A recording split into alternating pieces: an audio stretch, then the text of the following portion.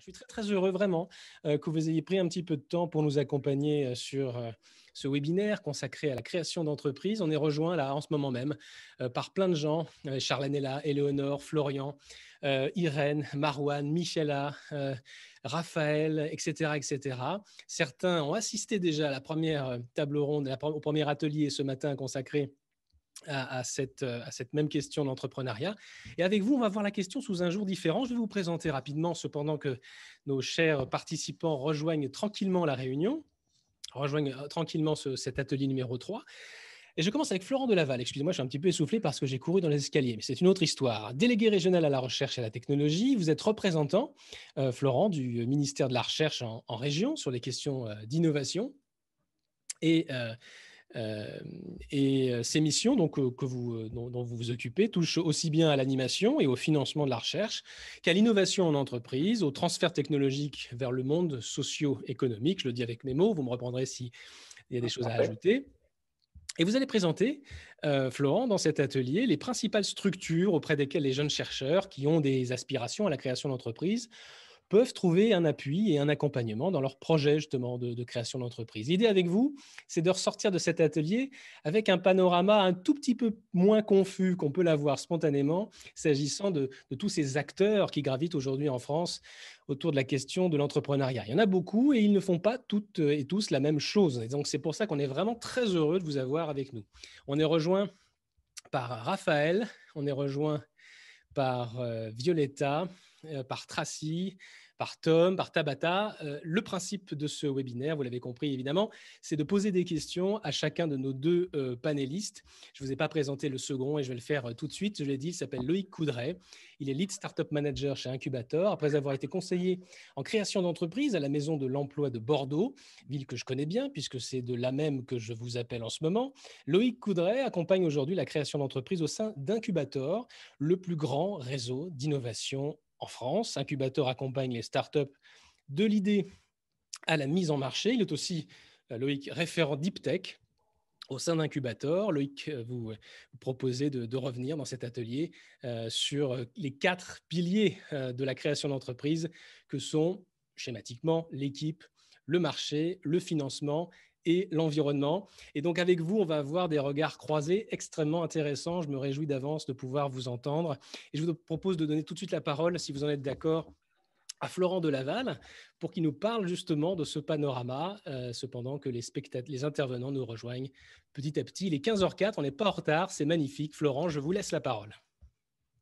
Et donc, vous pouvez partager bien sûr vos slides. C'est ce que je suis en train de faire, mais le partage d'écran est désactivé, désolé. Voilà, je l'ai activé, excusez-moi, le voici. C'est parti. Hop.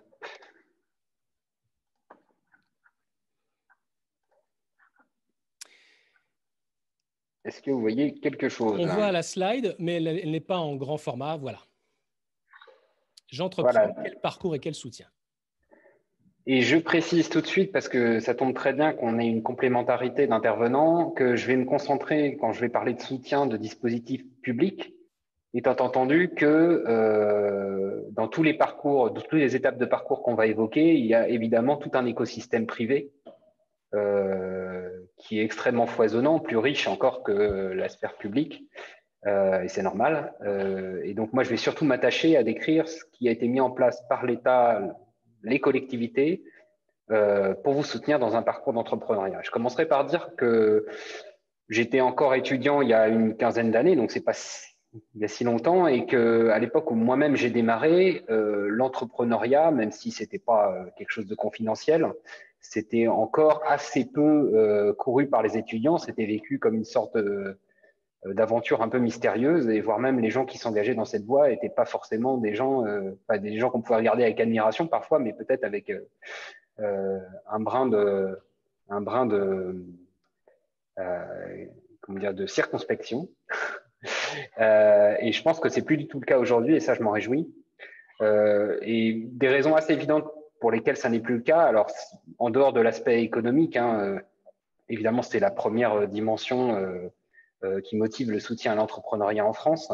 Il y a le fait que les entrepreneurs bénéficient aujourd'hui d'une certaine visibilité, d'une certaine reconnaissance sociale, et donc il y a un attrait naturel qui peut découler de cette image de l'entrepreneur. Autre chose, aujourd'hui, je pense que les publics dont vous faites partie peuvent avoir envie de s'engager pour changer le monde, comme on dit, mais pour participer aux différentes transitions sociales, écologiques, numériques. Et l'entrepreneuriat, c'est une voie excellente pour mener à bien les projets de la manière dont on le sent. Et le dernier élément, je pense, qui fait qu'entreprendre aujourd'hui, c'est quelque chose d'assez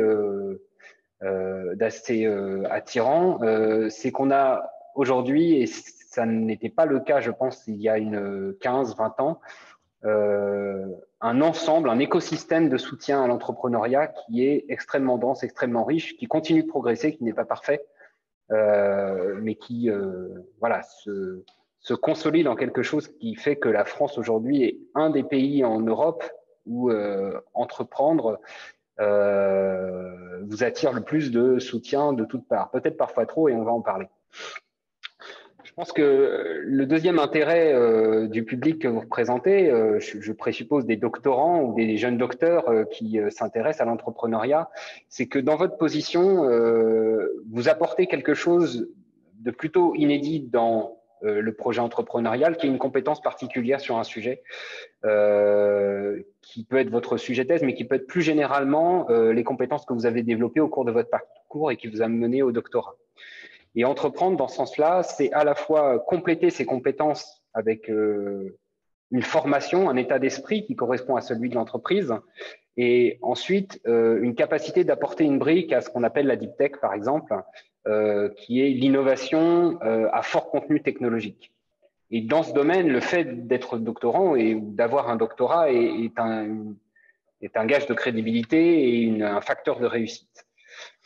Alors, pour terminer cette introduction, je dirais simplement que l'entrepreneuriat des étudiants, des docteurs, il fait l'objet aussi d'une impulsion particulière du côté du ministère. C'est la ministre de l'Enseignement supérieur, de la Recherche et de l'Innovation, Frédérique Vidal, a lancé l'année dernière un plan qui s'appelle Esprit d'entreprendre et qui vise précisément à encourager les jeunes docteurs, les doctorants, les étudiants à se lancer dans ces projets, à bénéficier de tous les soutiens et l'accompagnement qui est possible de leur apporter dans ce cadre. Donc, je reviendrai un tout petit peu plus sur ce que ça veut dire. La première chose, la première brique que je souhaiterais vous présenter avant d'entrer dans la description de la manière dont on peut vous soutenir, c'est simplement rappeler quelques notions que vous avez sans doute en tête, mais que je pense qu'il est utile de remettre à plat sur ce que c'est qu'un projet d'entrepreneuriat. Déjà, un projet d'entrepreneuriat, c'est évidemment pas limité à la création d'une entreprise elle-même. Et au-delà de la diversité des formes que ça peut prendre, c'est un processus qui est relativement, qui est scindé en différentes étapes, qui démarre évidemment d'une idée, d'une ambition, et cette idée, cette ambition, elle se caractérise par non seulement ce que vous voulez faire, mais ce qui vous motive à le faire. Parce qu'évidemment, être entrepreneur, ça nécessite d'être opiniâtre, d'être persévérant. Et donc au départ, vous avez une envie et vous avez aussi une petite idée de ce que vous voulez faire. Mais cette ambition, elle doit se traduire à un moment en projet. Et le projet, on en reparlera, j'imagine, dans la suite, mais c'est le fait qu'avant même de créer votre entreprise, vous devez vous assurer que vous avez tous les ingrédients pour savoir où vous allez. Et ça, c'est une étape qui finalement, en pratique, peut prendre 6 mois, 1 an, voire 2 ans quand le projet a une certaine densité, notamment technologique. Et évidemment, il y a tout un écosystème qui est là pour accompagner cette phase-là, qui est une phase relativement délicate. Et c'est ensuite seulement que finalement l'entreprise, au sens juridique, se crée. Et là, je ne vais pas rentrer dans le détail de ce que ça signifie, mais évidemment, on rentre dans un mode où on doit fonctionner, on ne doit pas s'écrouler financièrement du jour au lendemain, on doit pouvoir recruter et on doit pouvoir se faire financer par des investisseurs notamment. Et la dernière étape du processus, qui n'est pas une étape auquel on pense spontanément, surtout quand on est simplement dans la réflexion, c'est le fait qu'un jour, ce projet, il a une fin. Cette fin, elle peut intervenir de 1000 manières différentes. L'entreprise peut faire faillite, vous pouvez la vendre, vous pouvez simplement avoir envie de faire autre chose. Et je ne dis pas que cette question doit être résolue dès le départ de votre ambition, mais en tout cas, c'est quelque chose qu'il faut avoir en tête, qu'un jour, ça se termine et que vous ressortez avec quelque chose de ce projet. Alors, pour les étapes que j'ai mentionnées, évidemment, vous pouvez le faire tout seul, vous pouvez faire tout ça tout seul dans l'absolu, mais l'idée, c'est que vous serez plus efficace si vous êtes un petit peu aidé, notamment aider, ça veut dire aider en termes de compétences et d'idées, de formation, donc ça c'est ce que j'appelle l'accompagnement, et aider évidemment en termes de soutien financier, et j'aborderai ces deux points dans la suite. Alors, pour enchaîner sur le parcours, alors si je comprends bien, j'ai un public de jeunes doctorants pour la plupart, donc vous n'êtes pas dans la catégorie entre guillemets étudiant standard. Et la question que vous posez peut-être, c'est si vous avez un projet, en tout cas, c'est à quel moment il faut que je démarre. Et là, première non-information de la journée, il n'y a pas de bon moment, il n'y a pas de mauvais moment. Il y a seulement évidemment un paysage d'opportunités, quelque chose qui va avoir trait à votre formation, à vos envies.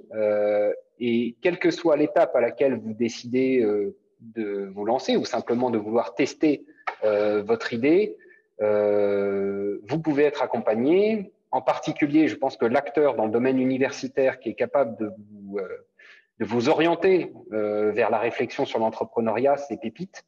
Donc, Pépite, c'est un dispositif qui est déployé au niveau national. Il y a une trentaine de pôles en France et en particulier en Bretagne, il y a un Pépite régional avec des représentants dans la plupart des établissements universitaires. En particulier, par exemple, Jean-Charles Herviot, qui est responsable du Pépite à Rennes. Alors, Pépite, c'est en fait une équipe de personnes qui sont spécialisées dans l'accompagnement des étudiants qui souhaitent entreprendre. Et les étudiants dont le parcours s'orienterait plus particulièrement vers leur projet entrepreneurial ont la faculté de demander à bénéficier du statut d'étudiant entrepreneur, ce qui est un statut reconnu au niveau national et qui permet, si je simplifie, d'agencer correctement la poursuite de vos études avec la poursuite d'un projet d'entrepreneuriat. Ce statut est absolument pas un passage obligé pour entreprendre, simplement ça facilite les choses. Alors quand vous êtes doctorant en général, vous avez peut-être autre chose à faire que passer un diplôme d'entrepreneur, mais de toute façon, Pépite reste un interlocuteur pertinent pour pouvoir vous aider à mûrir votre réflexion sur l'entrepreneuriat en parallèle de votre travail de thèse qui doit se poursuivre. L'autre dimension importante, c'est que tout ce qui relève de la sensibilisation de la formation à l'entrepreneuriat, même si ça n'est pas directement utile pour un projet concret que vous avez au tenté, c'est quelque chose qui peut vous être utile par la suite, soit par rapport à un projet que vous auriez envie de développer plus tard, soit par rapport tout simplement à un état d'esprit, puisqu'on parle évidemment d'entrepreneuriat aujourd'hui, mais une notion qui est aussi tout aussi importante, c'est ce qu'on désigne souvent par l'intrapreneuriat, mais qui est en fait transposer cet état d'esprit d'entreprise, de prise de risque ou d'innovation dans d'autres sphères qui peuvent être celles à l'intérieur d'une organisation déjà constituée.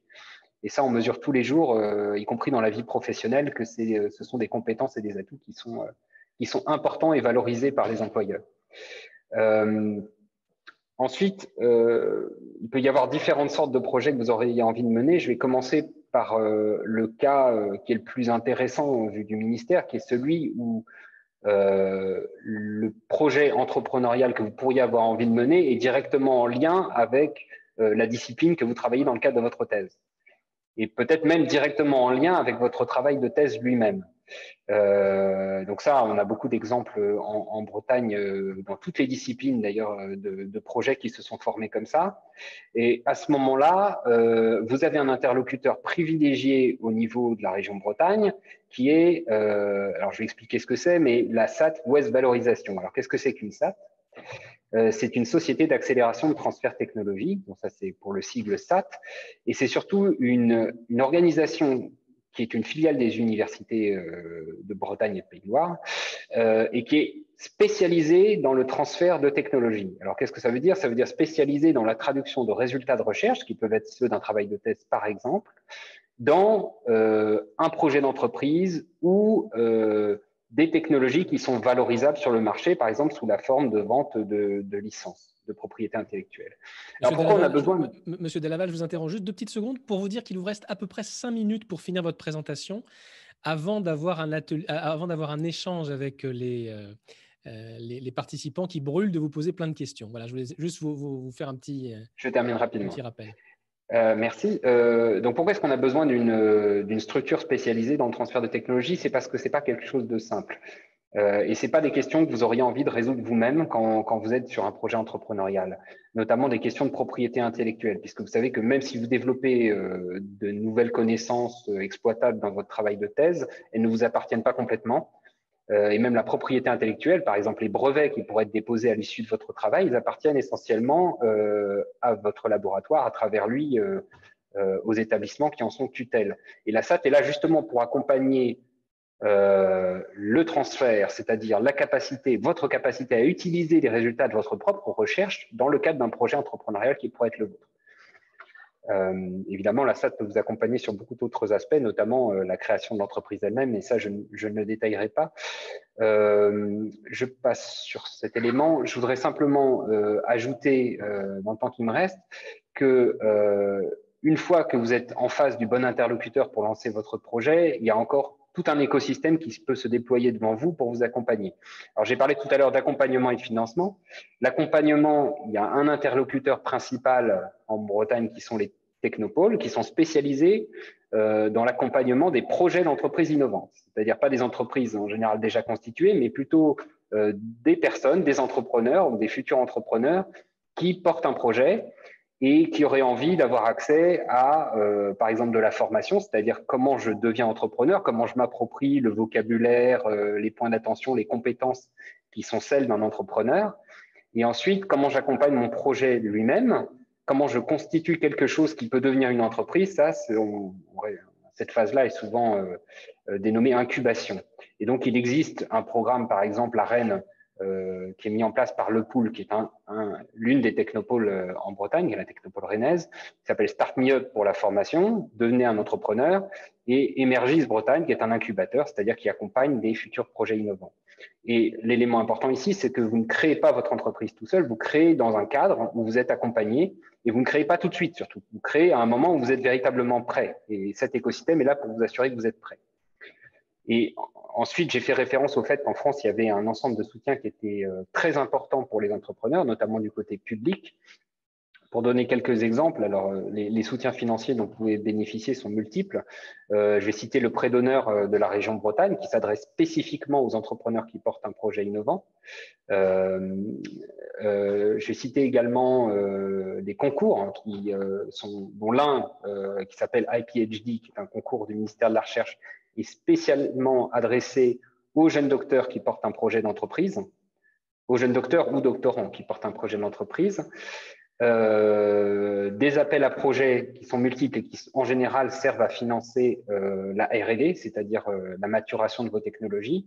Et ensuite, un élément qu'il ne faut pas oublier de mentionner, c'est que les entreprises innovantes qui sont créées en France peuvent bénéficier de crédits d'impôt qui sont extrêmement importants pour l'équilibre financier du projet. Évidemment, vous avez entendu parler du crédit impôt recherche et je mentionne simplement ici pour terminer le dispositif Jeune Entreprise Innovante qui s'adresse spécialement à vous et qui permet d'alléger énormément les charges des entreprises qui font de la R&D, de la recherche et développement. Je suis passé très vite puisque mon temps était compté sur l'ensemble de ces dispositifs, mais je serais ravi de répondre à vos questions pour vous indiquer aussi plus concrètement comment on met ça en œuvre. Merci beaucoup, Florent Delaval, pour cette présentation. Est-ce que vous avez un mot ou deux à ajouter ou est-ce qu'on peut passer aux questions? Comment ça se passe pour vous, d'après vous? Simplement, en conclusion, je pense que quand vous êtes jeune doctorant et que vous avez un projet d'entreprise, vous êtes aujourd'hui, on va dire, dans la focale d'intérêt des pouvoirs publics parce que vous êtes considéré comme porteur de quelque chose qui est très prometteur. Je rappelle que Google a été fondé par des doctorants. Et donc, à ce sujet, il y a évidemment une attention particulière qui est portée à ce cas-là. Et donc, tout un tas de dispositifs que j'ai mentionnés ou pas s'adressent directement à vous. Et donc, il y a évidemment aujourd'hui, je pense, des conditions très favorables pour pouvoir lancer ce qui reste aujourd'hui peut-être une idée dans vos esprits, mais qui peut devenir très rapidement un projet. Un très grand merci à vous, Florent Delaval, pour cette présentation très synthétique, très claire, en quelques minutes seulement. Ce n'était pas simple de faire ce petit tour d'horizon en si peu de temps. On va écouter dans quelques instants notre autre intervenant qui est Loïc Coudray, que je présentais tout à l'heure. Mais avant de lui donner la parole, il y a peut-être quelques questions, j'imagine, que souhaitent poser les personnes qui nous regardent en ce moment. Ce que je vous propose peut-être, Florence, c'est de départager votre document et en même temps que vous procédez à cette petite manip, je vous propose de vous poser la question de Charlène, qui est la suivante. Comment s'y prendre si nous voulons nous lancer dans l'entrepreneuriat sans avoir d'idées précises d'innovation en tête? En d'autres termes, lorsque nous sommes davantage motivés par l'aspect entrepreneurial que par l'offre en tant que telle proposée? Alors, je dirais que déjà, si vous êtes dans cette démarche-là, c'est que vous cochez déjà une des cases, c'est-à-dire la case de l'envie, la case la motivation pour la démarche entrepreneuriale elle-même. Et là, je pense qu'il y a deux types de réponses, c'est-à-dire, il y a premièrement ce que peut vous apporter, par exemple, Pépite, sous la forme de réflexion, c'est-à-dire, par exemple, des micro-projets d'entreprise ou des exercices qui peuvent vous aider à phosphorer sur des idées d'entreprise, c'est-à-dire vous pouvez avoir une idée X un jour et puis une idée Y un autre, et puis à un moment, en parlant avec d'autres personnes qui sont dans la même démarche que vous, il y a quelque chose qui peut vous accrocher. Évidemment, Pépite en soi ne s'intéresse pas du tout au fait que le projet soit technologique ou pas. C'est avant tout le fait qu'il existe une envie d'entreprendre et d'innover qui est important dans ce cadre-là.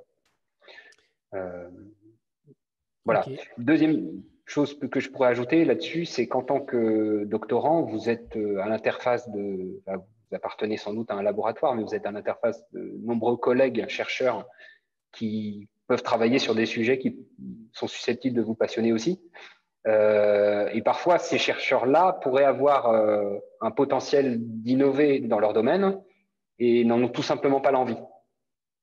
Donc l'idée, c'est que quelqu'un qui aurait envie d'entreprendre et qui se trompe en ce milieu-là peut aussi détecter des opportunités, mais qui là seraient plus de nature scientifique et technologique. Voilà. Il n'est pas nécessaire que ce soit l'objet de son propre sujet et de son propre travail qui soit celui du contenu du projet entrepreneurial. Je vous propose de répondre à la question d'Éléonore cette fois-ci. Elle se demande si West Valorisation est un interlocuteur à contacter au cours de sa thèse ou plutôt après sa thèse. Alors, la réponse que j'ai envie de donner, c'est au cours de la thèse.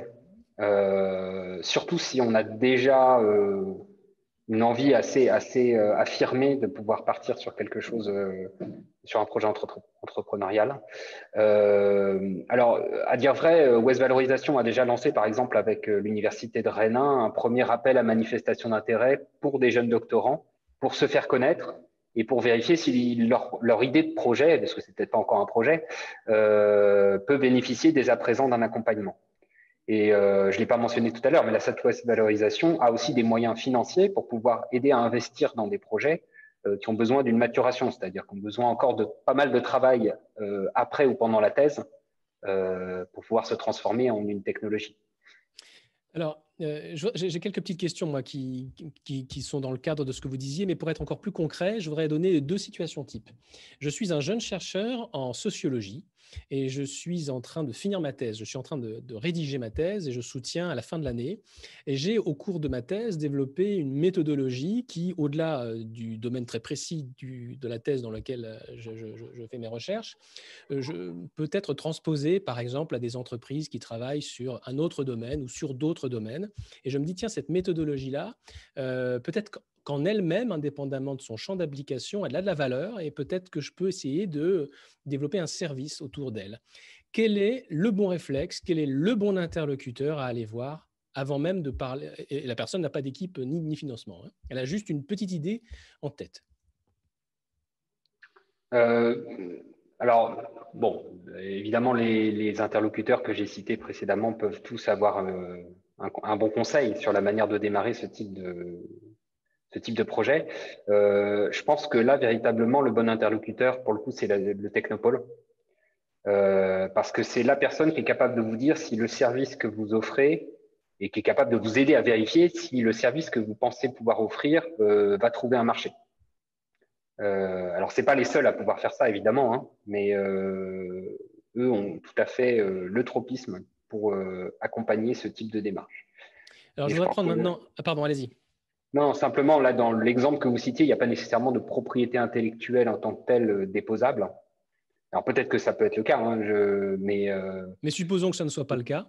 si ce n'est pas le cas, je pense que là, la première étape, c'est de vérifier justement s'il peut y avoir un marché derrière cette idée et d'aider à le vérifier concrètement et pas Autre seulement cas dans de la théorie. figure, cette fois-ci, Florent Delaval, et bien sûr, celles et ceux qui nous regardent peuvent poser des questions, hein. Il n'y a pas que l'animateur qui est là pour poser des questions. Allez-y, libre à vous de poser des questions à travers l'interface Q&R de Zoom. Je suis un jeune chercheur, cette fois-ci, en première année de postdoctorat. J'ai soutenu ma thèse il y a quelques mois et j'ai travaillé sur un algorithme avec un directeur de thèse qui est assez partant à l'idée peut-être de faire un truc. Alors, pas pour créer une boîte, mais en tout cas, il verrait d'un bon œil à ce que je me lance dans le business, tout simplement, en mobilisant tout ou partie de cette technologie développée dans le cadre du laboratoire. Là encore, même question, sachant que j'ai plus d'entourage, que j'ai le regard bienveillant de l'encadrant, mais que j'ai une technologie dont le propriétaire, finalement, est le laboratoire, en gros, qui dois-je aller voir plus tôt? Alors là, la réponse est assez simple, hein. C'est la filiale de valorisation de l'établissement dans lequel je suis, en l'occurrence la SAT Wet Valorisation dans 90% des cas, on va dire, qui est l'entité qui va être capable de m'aider à réaliser, moi je traduis ça dans mon jargon, c'est un transfert, ce dont vous parlez. C'est-à-dire que j'ai potentiellement une technologie qui est valorisable et donc ce qu'il faut, c'est avoir l'appui juridique, technique dont j'ai besoin pour traduire ça en quelque chose que je peux vendre. Et quand je dis je peux vendre, évidemment, il est intéressant de préciser que dans le cas que vous citez, s'il y a effectivement une valorisation, donc de l'argent sonnant et trébuchant qui revient, une partie évidemment sera partagée entre les inventeurs et l'autre partie avec l'établissement et le laboratoire. Est-ce qu'un brevet peut être une première étape à la création d'entreprise ou est-ce que les chemins doivent être conçus différemment dès le départ? Alors, je sors un petit peu de ce que j'ai raconté jusqu'à présent. Le brevet est pas nécessairement un préalable, évidemment, hein, à la création d'entreprise, mais c'est un préalable en général, le fait d'avoir sécurisé la propriété intellectuelle, donc déposer les brevets qu'il fallait pour pouvoir faire fonctionner l'offre qu'on a à valoriser, pour pouvoir lever des fonds, investir et donc financer son entreprise. Donc oui, sécuriser la propriété intellectuelle de son entreprise lorsque c'est nécessaire, c'est-à-dire lorsqu'il y a effectivement une offre technologique, c'est un prérequis, hein, pour se lancer. L'autre point que j'aimerais ajouter, c'est qu'on est dans un monde où il ne faut pas être trop angélique non plus. Le fait de sécuriser sa propriété intellectuelle, c'est aussi se protéger contre des intentions qui peuvent être un petit peu malveillantes de la part de concurrents, de la part de sociétés étrangères. Donc c'est un point auquel il faut être effectivement très attentif. Mais la bonne nouvelle, c'est que vous ne serez pas seul à devoir vous en préoccuper. Il y aura des gens autour de vous, y compris la Southwest Valorisation, qui vous aideront à vous protéger là-dessus. Merci beaucoup. Charlène pose une autre question. J'ai personnellement entendu qu'il était plus prudent pour nous de nous intégrer dans une start-up déjà créée à la sortie de notre thèse pour comprendre tous les rouages de l'entrepreneuriat, puis après quelques années de se lancer. Est-ce que pour vous, c'est une bonne astuce ou c'est une perte de temps? Alors, c'est certainement pas une perte de temps. Je pense que c'est pas du tout un passage obligé parce que, enfin, il y a deux choses que j'aimerais dire là-dessus. La première, c'est que le premier projet d'entreprise que vous pourrez créer seul, par exemple, ça peut être un échec. Un échec au sens où l'entreprise n'arrive pas à se développer. Mais pour autant, c'est pas nécessairement un échec pour vous. C'est-à-dire que c'est une expérience dont vous pouvez apprendre et qui sera, à mon avis, tout aussi enrichissante que participer à un projet entrepreneurial au sein de l'équipe. Le deuxième élément, c'est que ça peut être en revanche une excellente forme et une forme très efficace de s'engager dans l'entrepreneuriat que de passer par cette démarche-là, c'est-à-dire se faire embaucher par une startup. Alors dans ce cas-là, je pense que le plus intéressant, c'est de se faire embaucher très tôt, c'est-à-dire dans l'équipe cœur.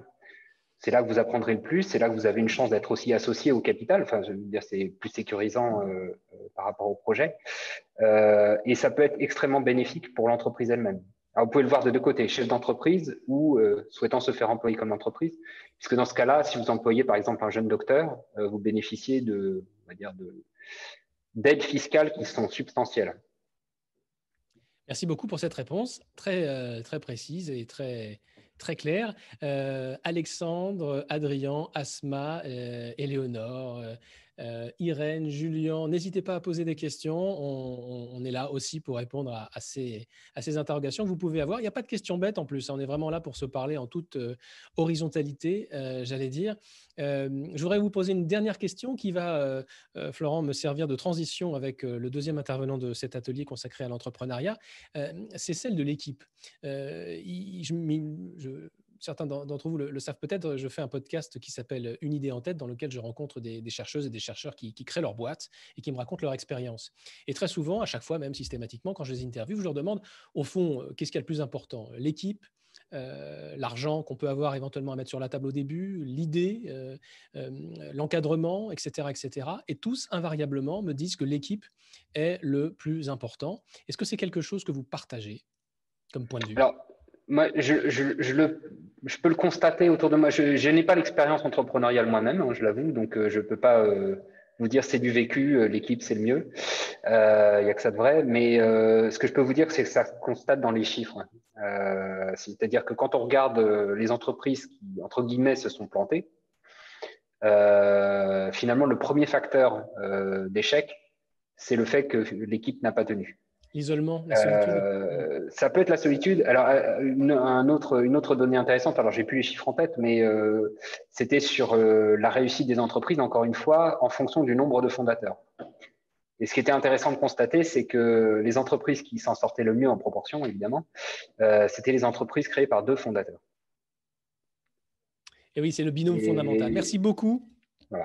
Florent de Laval, de nous avoir éclairé sur ce panorama, puis sur ces bonnes attitudes, ces bons réflexes à avoir quand il s'agit de rencontrer des organismes qui peuvent nous accompagner dans la création d'entreprises quand on est chercheuse, jeune chercheur. On va donner tout de suite la parole à Loïc Coudray, qui vous a beaucoup entendu, évidemment, et qui, c'est le privilège du second, on pourra rebondir peut-être sur des éléments que vous avez évoqués au cours de votre présentation. Florent, d'ailleurs, vous êtes invité, Monsieur de Laval, à rester avec nous tout au long de cet atelier, à moins que vous ayez une contrainte forte, bien sûr, dans le cas, on comprendrait que vous deviez nous quitter, mais sinon, vous êtes bien sûr le bienvenu jusqu'au bout de ce webinaire. Et quant à vous, chers participants, n'hésitez pas à poser vos questions, évidemment. Je le redis. Loïc Coudray, Lead Startup Manager chez Incubator, je vous présentais tout à l'heure rapidement. En un mot, qu'est-ce que c'est un Lead Startup Manager ? Alors, bonjour à tous. Moi-même, je suis pas très fan du nom de mon poste. Je mets les pieds dans le plat comme d'habitude. Non, mais on a un réseau d'incubation qui s'appelle Incubator. Il y a tout plein d'éléments de langage qui font partie de la Startup Nation qui vont avec, mais qui correspond plus à du marketing qu'à une réalité de la création d'entreprise. Ça, c'est une vision. Et mon job, c'est accompagner des porteurs de projets à devenir des entreprises et des startups, c'est ce qu'on souhaite, dans leur quotidien. Donc, on a un programme d'incubation qui dure chez nous 10 mois, mais selon les acteurs, il peut durer 3 mois, 6 mois, 18 mois. Et je vais pouvoir accompagner les porteurs de projets à sortir leur idée qu'ils ont en tête, à en faire une véritable entreprise grâce à de l'entretien individuel, des ateliers. J'aime bien définir mon job en l'imageant. Quand on me rencontre, j'essaie de créer le déséquilibre qui va pousser la personne à transformer son idée en une volonté d'entreprendre et à passer à l'action. Et puis après, je suis la personne qui pousse dans le dos, qui dit « Allez, on y va, on avance ». Et on donne les outils, les réseaux pour pouvoir y arriver. Donc, Alors, vous allez nous parler… Mon job, c'est ça. Vous allez nous parler de ces 4 piliers de la création d'entreprise, juste pour acculturer sommairement, j'allais dire, parce qu'en 15 minutes, 20 minutes, on est bien d'accord qu'on ne peut pas faire le tour de la question, mais l'idée pour vous, si je comprends bien dans cette présentation, c'est de présenter les 4 grands piliers de la création d'entreprise schématiquement présentés. je vais parler des piliers et je vais rebondir sur pas mal de choses qu'a dit Florent.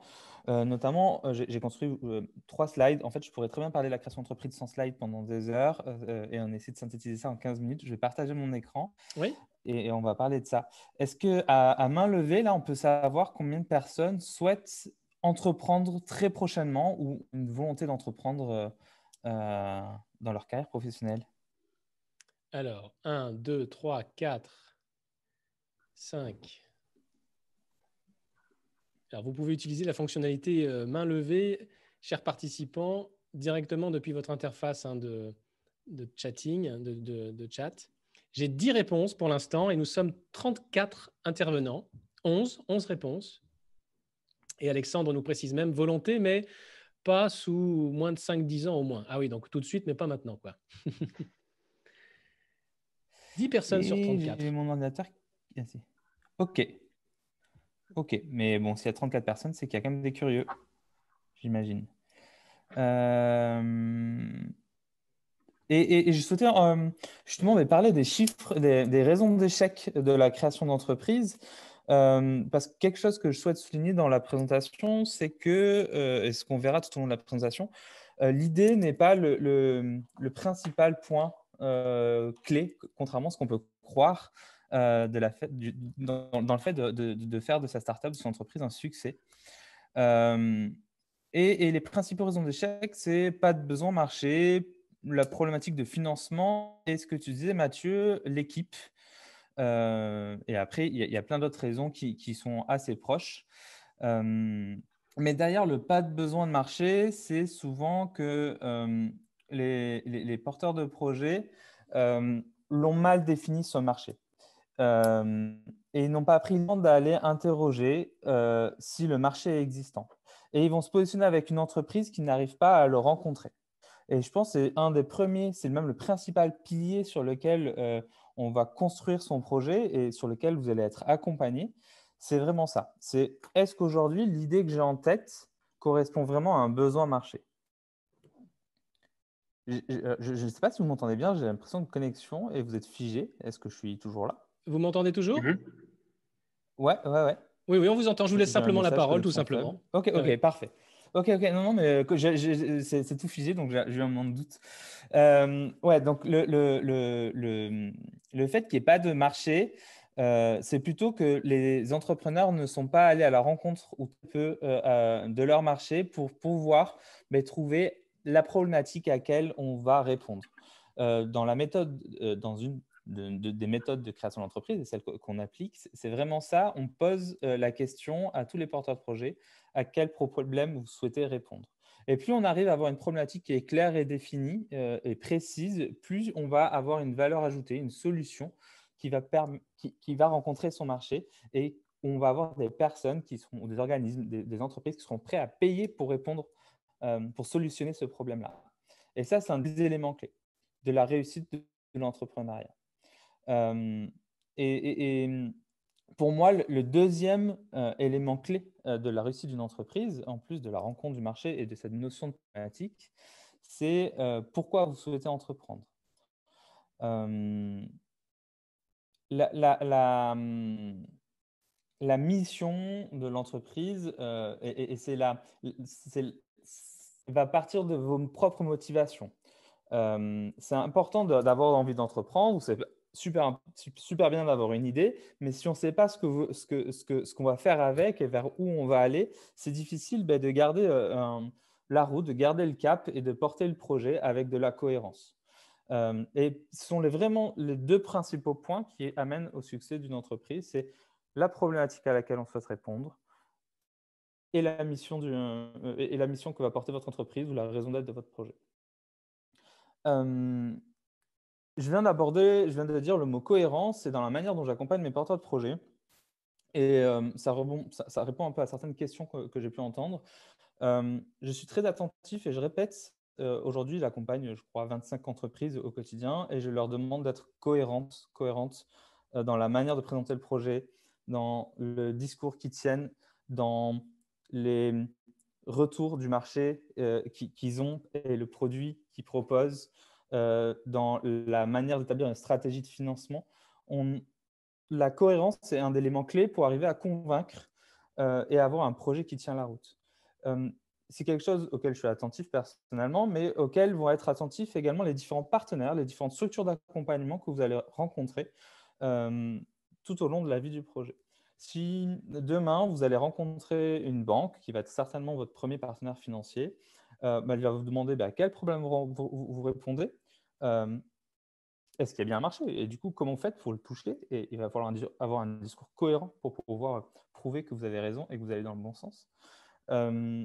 Et l'expert comptable avec qui vous allez travailler, il va essayer de aussi rendre tous les chiffres qui vont sortir des prévisionnels et de ce que vous avez imaginé pour votre projet. Il va essayer de rendre ça cohérent par rapport à la croissance, à la stratégie que vous allez pouvoir mettre en place avec votre projet. C'est vraiment les trois choses qui sont fondamentales quand vous allez à présenter votre projet. J'ai noté quelques chiffres qui sont sortis de l'INSEE qui signifient l'importance d'être accompagné et ça me permet de rebondir sur toute la présentation de Florent et l'importance d'être accompagné justement pour apporter cette cohérence à votre réflexion et à votre projet. Aujourd'hui en France, alors pas que sur des startups, sur l'ensemble des entreprises qui sont créées, la moitié ne tiennent pas les 5 premières années. Le chiffre est un peu meilleur une fois quand on est accompagné dans la création de son projet. On en atteint à 34%. Ça me fait penser aussi à quelque chose d'autre que Florent a évoqué et qui est super important et dont on parle très peu, c'est prendre en considération dès le départ la fin de son entreprise. Très peu de porteurs de projets aujourd'hui ont conscience de la fin de leur projet. Et c'est une question qui est très peu posée, c'est même tabou. Pourtant, ça fait partie de la vie de l'entreprise. Les durées de vie des entreprises sont très courtes pour des raisons XY. Il y a bien sûr l'échec comme raison, mais il y a aussi potentiellement du rachat ou d'autres opportunités. Et les raisons des échecs sont multiples. Mais avoir conscience qu'un jour l'entreprise va avoir une fin, quelle qu'elle soit, ça fait partie de la vie de l'entreprise. Et c'est important d'en avoir conscience dès le départ. Toujours pareil, dans l'objectif d'avoir une vision claire, cohérente et en sachant où on souhaite aller avec son projet. Et je souhaitais évoquer avec vous des choses, des problèmes, des risques ou les maladies des entrepreneurs que je puisse rencontrer. J'entends souvent ce genre de phrase-là. Je ne peux pas parler de mon projet car on va me le piquer, on va me piquer l'idée ou on va faire comme moi. À cette phrase-là, ce que je réponds habituellement, c'est que d'autant plus, vous, avec vos profils de super experts de votre sujet, il y a très peu de chances que quelqu'un puisse mettre en œuvre votre solution ou votre idée. Et au contraire, je invite à tous les entrepreneurs de parler au maximum de leur idée. Alors, bien sûr qu'il ne faut pas aller rencontrer son concurrent direct qui est plus avancé, qui a plus de moyens et une équipe déjà structurée pour lui exprimer tout ce que vous avez imaginé. Mais parler au maximum de votre idée, de votre projet, c'est cela faire challenger, c'est rencontrer des personnes intéressées, des futurs partenaires, c'est le moyen de construire son équipe. Quand je dis rencontrer des gens, c'est bien sûr votre entourage, mais aussi toutes les structures d'accompagnement à la création d'entreprise, que ce soit les acteurs présentés par Florent, mais que ce soit votre banquier, qui sera certainement un jour votre principal partenaire, mais également des experts comptables ou différents acteurs de l'écosystème dans lequel vous allez évoluer. Parlez au maximum de votre projet. Une des grandes maladies des entrepreneurs, c'est de tomber amoureux de son produit. Et notamment, c'est une maladie qu'on retrouve beaucoup chez les profils, sans vous vexer, à tous, de hyper experts de leur solution, et notamment des doctorants. Parce que le risque, c'est d'être convaincu que votre solution, votre produit est la meilleure solution pour répondre à une problématique identifiée. En réalité, le seul juge que vous allez rencontrer, c'est le marché. Et il est très important d'être à l'écoute de son marché. Si le marché n'est pas prêt ou trouve d'autres fonctionnalités intéressantes ou d'autres usages à votre solution, il ne faut pas avoir peur de faire ce qu'on appelle un pivot. Et quand on est trop amoureux de son produit, qu'on est trop sûr de ses convictions, on est un peu aveuglé par ça et ça nous amène à la première raison de l'échec qu'on a vue tout à l'heure, qui était des entreprises qui n'ont pas de marché. En fait, elles ne rencontrent pas le marché et c'est notamment à cause de ces raisons-là. Loïc, il vous reste un peu moins de 5 minutes pour terminer votre présentation, parce qu'ensuite, bien sûr, il faudra pouvoir prendre les questions des participants, évidemment. Ok, parfait. Et la dernière maladie, et on la rencontre chez la majorité, enfin, en réalité, chez la majorité des personnes qui souhaitent entreprendre, c'est le manque de confiance en soi. Et ça, c'est là où les structures d'accompagnement, quelles qu'elles soient, vont vous aider à gagner cette confiance en vous, en vous transformant en chef d'entreprise. Quelque chose que j'adore dans mon métier aujourd'hui, c'est de voir les porteurs de projets grandir. Entre le moment où je les ai rencontrés pour la première fois et tout au long de leur incubation, je les vois changer de posture et gagner sur cette confiance en elles. Et ça, c'est quelque chose qui va vous aider, cette confiance en vous, à convaincre vos futurs partenaires. Pour compléter et terminer ma présentation, on a parlé brièvement de l'équipe. J'ai arrêté le partage parce que la fin, c'était merci et mes coordonnées. Mais je voulais dire 2 mots sur l'équipe, justement. Comment je fais pour arrêter le partage? Mettre le partage en pause?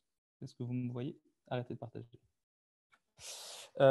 L'équipe, c'est quelque chose qui est important, notamment pour chercher les compétences ou de vous entourer de compétences que vous n'avez pas aujourd'hui. Peut-être que vous allez gagner en prenant de l'expérience, mais avoir des profils qui ont des compétences techniques autres que les vôtres ou plus business ou plus financier, va venir enrichir et solidifier le projet. Et ça va vous faire gagner de la confiance en vous, mais vous allez aussi gagner de la confiance de vos futurs partenaires. Les premières choses qui sont, donc, avant de faire ce métier-là, j'ai fait un peu d'analyse financière pour des structures de financement et de microcrédit. Et un des premiers points qu'on vérifiait, c'était la cohérence en termes de compétences entre le porteur de projet, son idée, son marché et la manière dont il va toucher son marché. Est-ce qu'aujourd'hui, le porteur de projet est capable de réaliser la stratégie qu'il nous propose? Et vos premiers partenaires, autres que ce qu'on appelle la love money, votre entourage qui vous prêtera ou donnera un peu d'argent, ça sera certainement les banques ou certaines subventions ou certains dispositifs d'accompagnement, vont venir vérifier que vous avez, vous, les compétences ou l'équipe autour de vous, les compétences pour pouvoir garantir la réussite de votre projet. Donc, si je peux terminer, c'était sur ça. Et puis, je vous invite tout simplement à passer à l'action, de prendre votre courage à deux mains, de provoquer ce déséquilibre, avancer. Vous n'êtes pas seul. Il y a plein de structures d'accompagnement, il y a plein de dispositifs qui vous aident. Aujourd'hui, en France, on a la chance d'avoir un pays où on a accès à des financements pour pouvoir entreprendre assez facilement, tant que le projet est cohérent, qu'il y a bien une problématique de marché et que vous savez la résoudre. Merci beaucoup, Loïc Coudray. Je rappelle que vous êtes à Incubator à Nantes pour cette présentation vraiment très À riche Rennes. et plein de bon sens, j'ai envie de dire aussi. Des questions déjà arrivent sur l'espace Q&A de ce webinaire.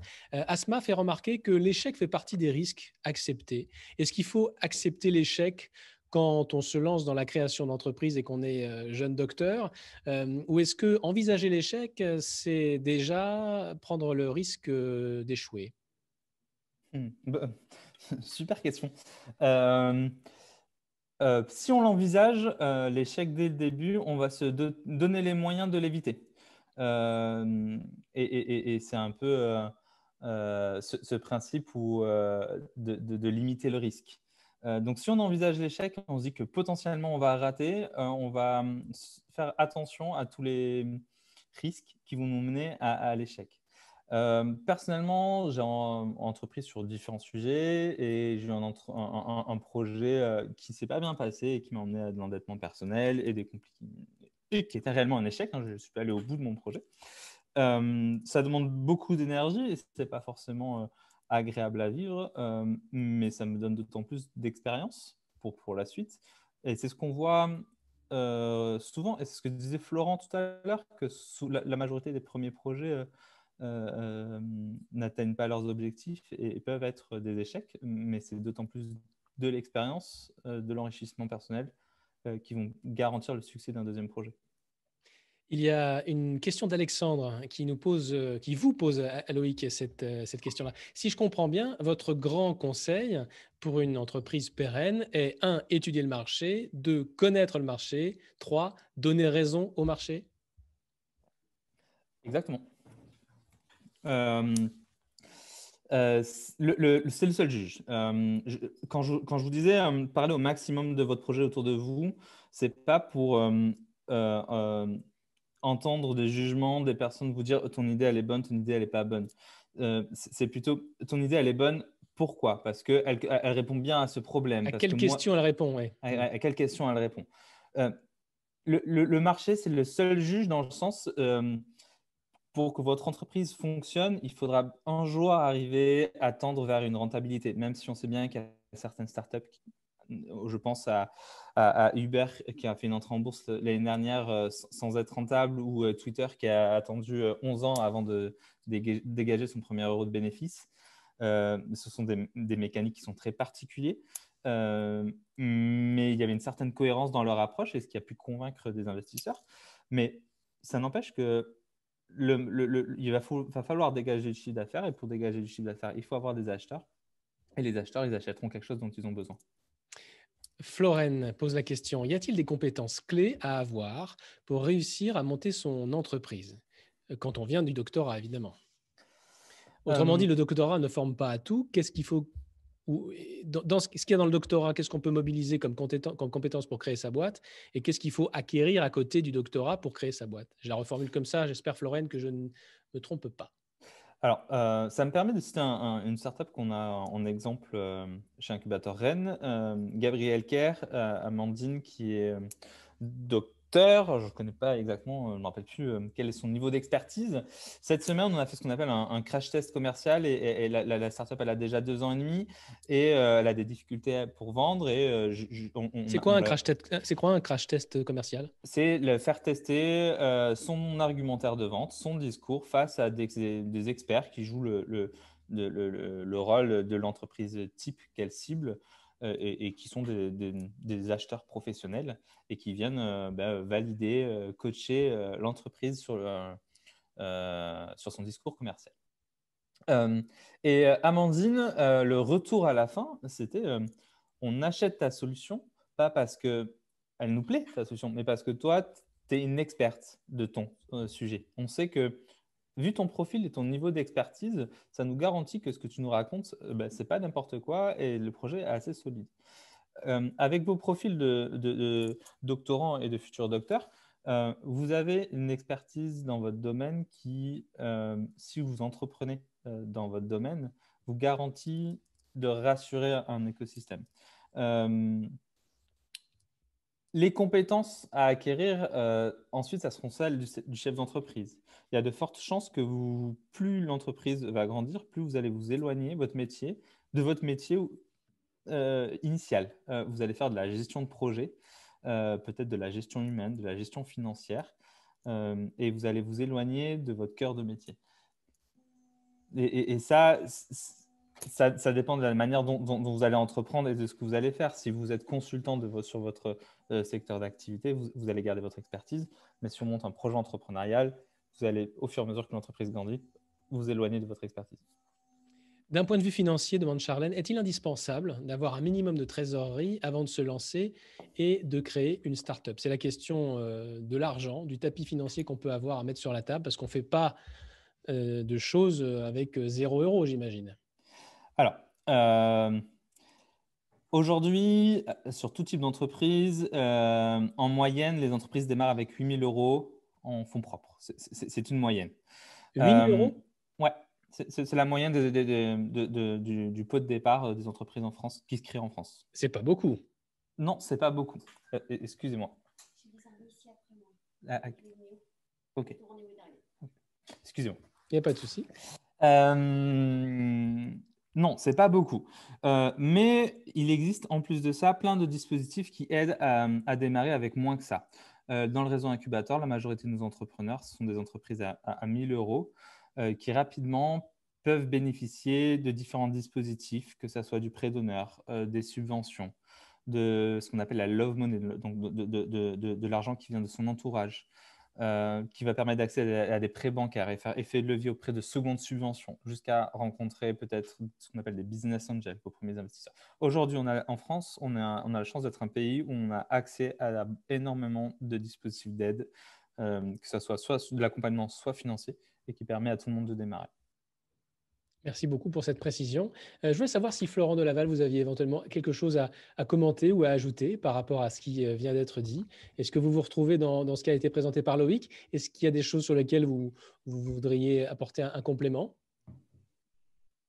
Je me permets, donc Loïc a dit énormément de choses intéressantes. Il y a un point sur lequel je pense que, oui, évidemment, tu as tout à fait raison, qui est le marché. Mais je pense qu'il ne faut pas l'entendre au sens strict, ce mot de marché.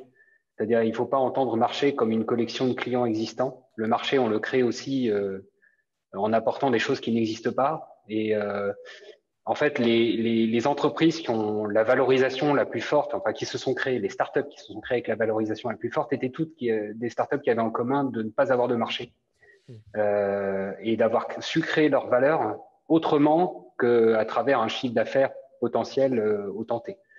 Et donc, mais ça suppose d'avoir les reins solides, de pouvoir patienter, de pouvoir attendre. Le financement reste nécessaire et vous n'attirez pas les financeurs en faisant une entreprise qui ne gagnera jamais d'argent. Simplement, gagner de l'argent, voilà. Enfin, la notion simplement de marché ne doit pas être entendue au sens réducteur. Merci beaucoup pour cette précision. Merci mille fois de votre participation à cet atelier. Y a-t-il parmi les personnes qui nous suivent, il nous reste 3 minutes avant de finir, Adrien, Asma, Florian, qui est-ce que j'ai pas cité encore? J'aime bien citer les gens qui nous suivent. Claire, Raphaël, Pascal, Mohamed, si Tabata s'y met, se pose la question suivante. Quelle précaution faut-il prendre lors d'une création d'entreprise pour s'assurer de ne pas trop perdre ses biens, logements ou autres, en cas de flop? Waouh, on est sur... Il existe des dispositifs de garantie, notamment portés par BPI ou par France Active, qui viennent garantir une partie des prêts bancaires et qui peut venir protéger l'entrepreneur. Et puis au-delà de ça, il y a la question du statut juridique, j'imagine, qui est emprunté par la personne qui crée la société. Il existe des dispositifs juridiques comme la SAS, par exemple, ou la SARL, j'imagine, où on peut protéger ses biens propres au sens où on crée une entité morale dont les biens sont dissociés, en principe, de ses fondateurs. En effet, mais il faudrait faire un atelier uniquement là-dessus. Mais il faudrait faire un atelier. Peut-être l'année prochaine, on va voir avec Charlène et toute l'équipe. Merci beaucoup d'avoir participé à cet atelier sur la création d'entreprise. Merci à vous toutes et tous de nous avoir posé vos questions à nos deux intervenants. Merci à Florent de Laval. Merci à Loïc Coudray. Évidemment, cet échange sera diffusé sur YouTube dans les prochains jours pour qu'on puisse revoir ces échanges et faire profiter à toute la communauté des jeunes chercheuses et des jeunes chercheurs la qualité de vos interventions. Vraiment, merci beaucoup.